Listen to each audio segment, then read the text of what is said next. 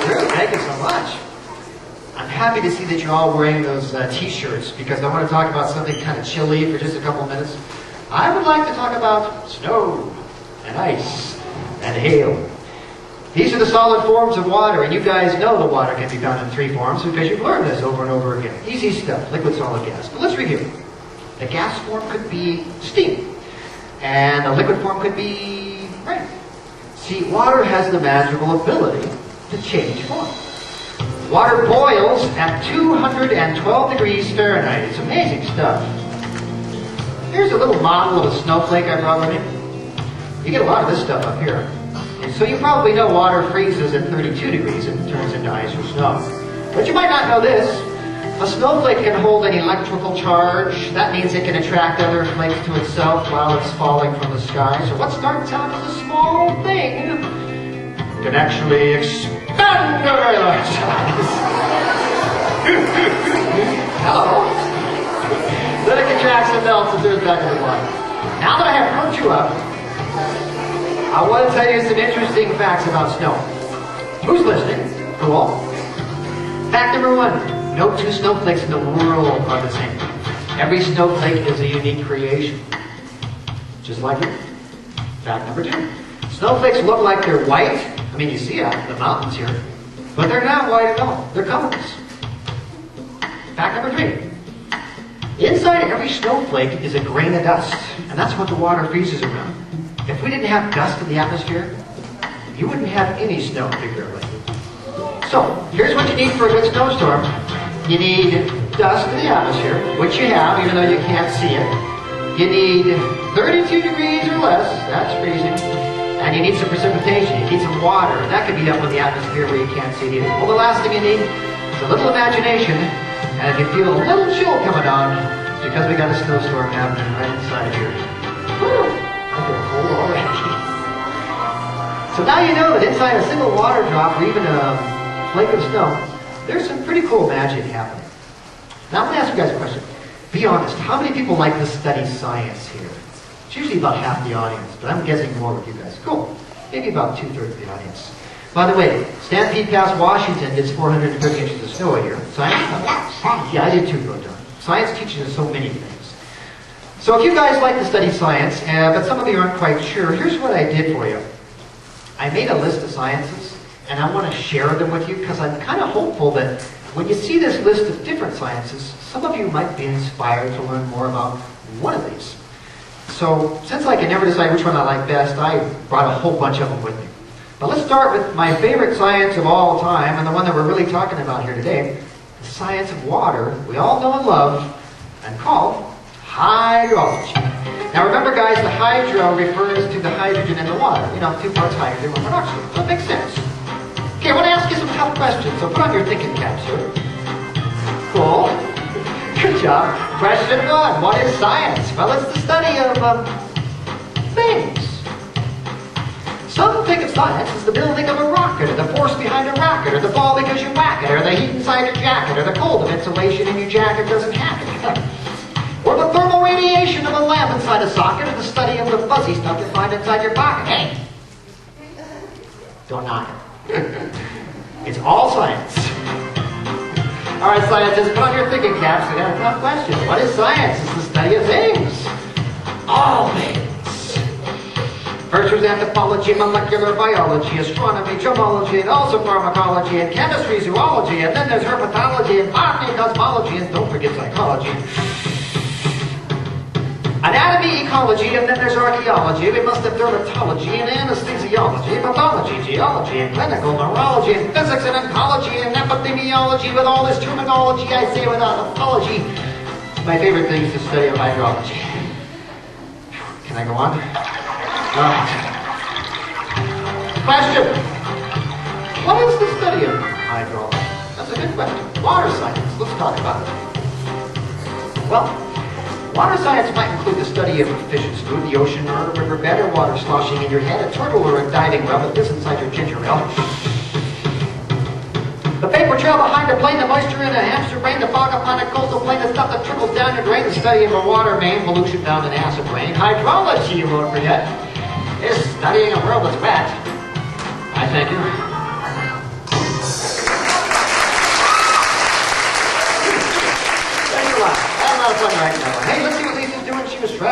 Big Bear last time we talked. Hey, Kevin, are you in the middle of something? Oh no, just a little rap routine. Listen, I see some water in the background. Where are you? Lisa, please tell us. We're here at one of our local reservoirs, just making a quick stop so you can see where our water is. Cool. Reservoirs are amazing places, and I'm glad we have a chance to see this one up close. Tell us more, if you would, about Big Bear's reservoir. Reservoirs help to make sure that there's water in case of an emergency and our supply is cut off. Yep, and during a drought like you had for the last 5 years, we can make sure there's enough for everybody, right? Right. Yeah. You know, a lot of people are surprised when they find out how far their water has to travel before it reaches the faucets in their home. Well, it is kind of surprising. Thanks, Lisa. I will talk to you one more time before the show's over. So let's talk about how far your water travels before it gets to your school. We got a mystery on our hands here. We turn on the water tap here at Big Bear. Water flows out. How many people know where the water started out, where it came from? Cool! Because in just a minute, every hand will go up. You guys are going to be amazed to see how far your water travels before it gets to the school. Take a look. Well, before your water arrives here at this school or your house, it comes from a water treatment plant here in Big Bear where it's cleaned up for you. But it didn't come from Big Bear Lake. That is not where drinking water comes from. Well, the water cycle is responsible for most of the water you guys use. Water rains down, it rises up, becomes a cloud, rains down again, and a lot of it percolates underground here in Big Bear. And in fact, that's the source of your drinking water. Your water comes from groundwater, even though you have all that out there in the lake. That's one of the best water surprises at Big Bear Lake. Mystery solved. Thank you very, very much. So now everybody knows where your water comes from. Let's do one more water quiz before the show's over. Let me grab this microphone over here. It's time to tickle your brains with one more water planet puzzle. So let's kind of torture your brains a little bit with one more super science quiz.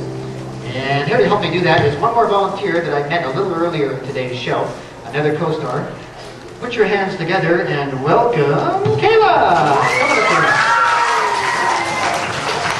I've lost the microphone. That's okay. That happens. You have a loud voice. Well, you will, okay. Kayla is going to read this quiz without the microphone. You ready to go? Hit it. How long can a person live without water? One more time, a little louder. How long can a person live without water? You're fantastic. Give Kayla a hand to help me out. You are beautiful. Thank you. Have any award for you. Kayla would like to know how long a human, that's you, can live without water. Great question. Yeah. 3 days. Good answer. What do you think? 3 days is fine. Yeah. What do you think? A week. Good answer. This guy's back. Okay. About a week, you think? Over here. Hour and a half. Wow. I'm going to keep an eye on you during this show. Good thing it's a short one. What do you think? Good answer. 6 days. Cool. What do you think? Okay. And one more. Great, great answers, you guys. This is kind of a tricky question because it depends on how big the person is and how hot it is outside. But the average human can live about 7 days, about 1 week without water. Give yourselves a round of applause. Good job, guys. By the way, a person can live for a month or 2 without food. A very large person, but only about 7 days without water. Okay, let's do some more magic for you, but first, let's review. We've learned about the science of water. We know what's inside a water well. Molecules and atoms. We have learned how to conserve water, and everybody in this room learned that most of your drinking water here in Big Bear Lake comes from groundwater, not from the lake itself. But how does it get from the reservoir where Lisa's hanging out to your water glass? Well, a long time ago somebody picked up a hollow log like that and they ran some water through the middle and they said, you know what, that looks like a pipe. That's how we got the idea for water pipes, from logs. So I want to talk about water pipes for just a couple of minutes, since they are very important to deliver water for you. Guys, the delivery of water is kind of invisible. We don't really see it happening because so much of it happens deep underground, you know, away from your eyes.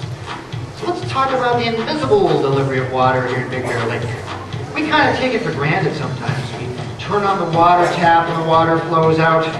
But below the surface of the streets, water pipes like this big empty one are hard at work, doing their job, bringing you guys fresh, clean water.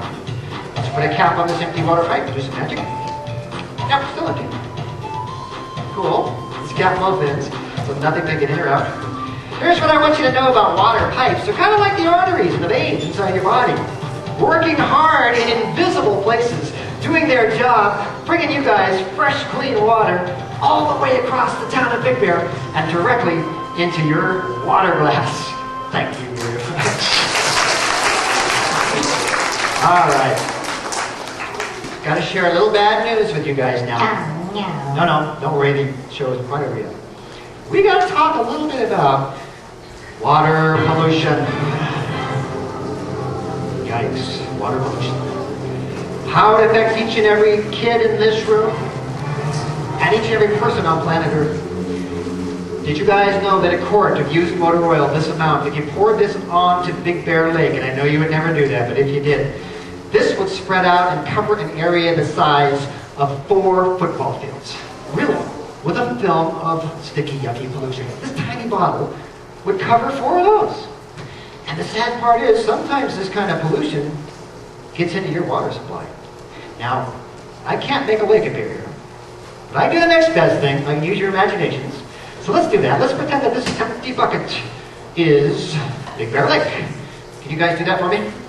Okay, that's our lake, our pretend lake for a minute. I wish I had a pretend fish to put in that pretend lake, because I would love to show you how this pollution thing happens, but you know, I just thought of something. I know where I can find a fish. There's a lake out here. Excuse me, I'm going to turn on the remote cameras and keep an eye on me. Don't go away, I'll be right back.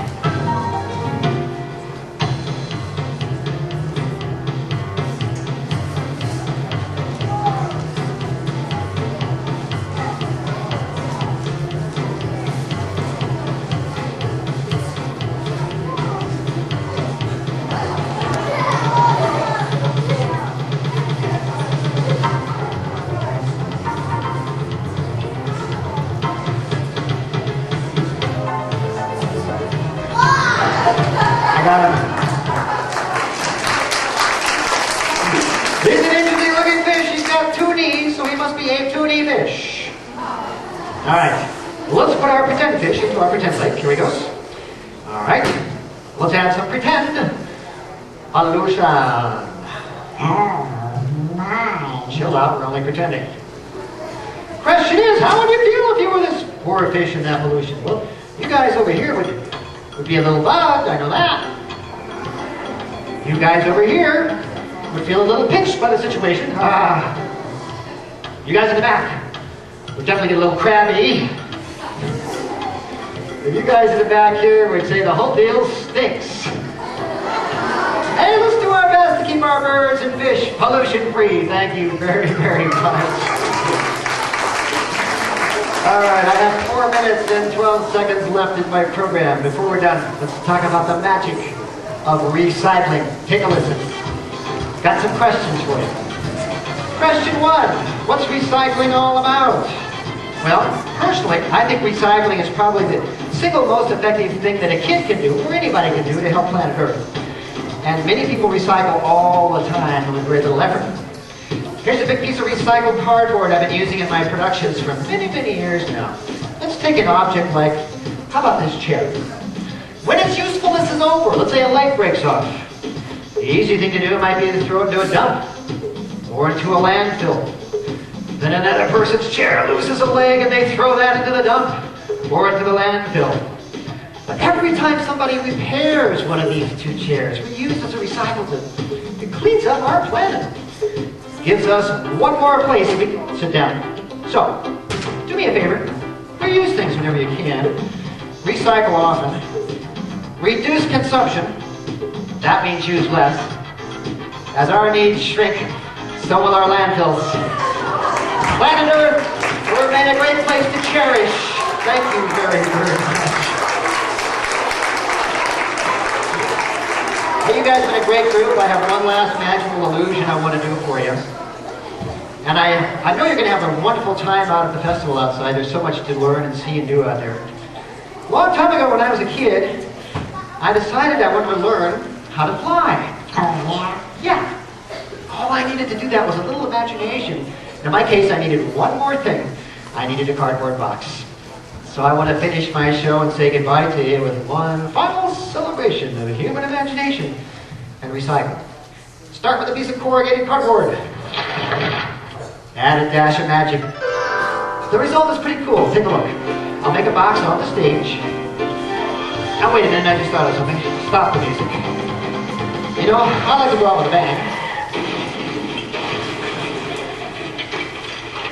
So I'd like to show you my favorite magical trick of all time. One I invented about 20 years ago. I hope you enjoy it. Take a look. I start with a cardboard box here on the stage. It's a reused cardboard box. It's corrugated cardboard. I have used this thing for 15 years. Here's another piece I've used over and over again. Actually, I've used this once in the show already today.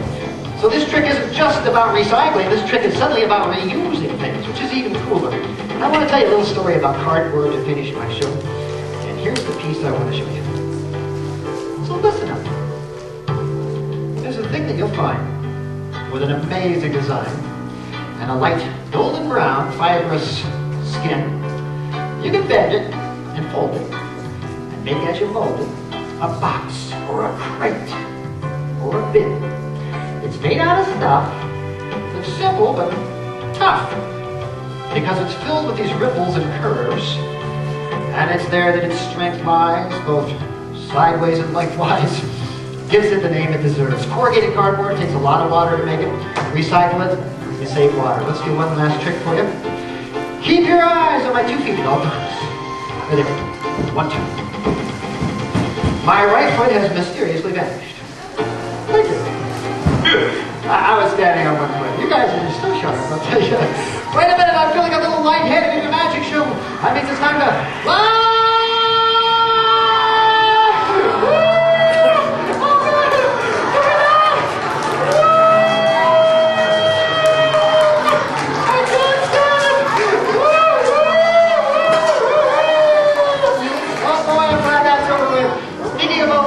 Show. Give yourselves a round of applause. Thanks, everybody. It's been fun. You guys were absolutely terrific. Have a wonderful time outside. Thank you so much for having me up here today. Bye-bye, everybody. I'll see you later.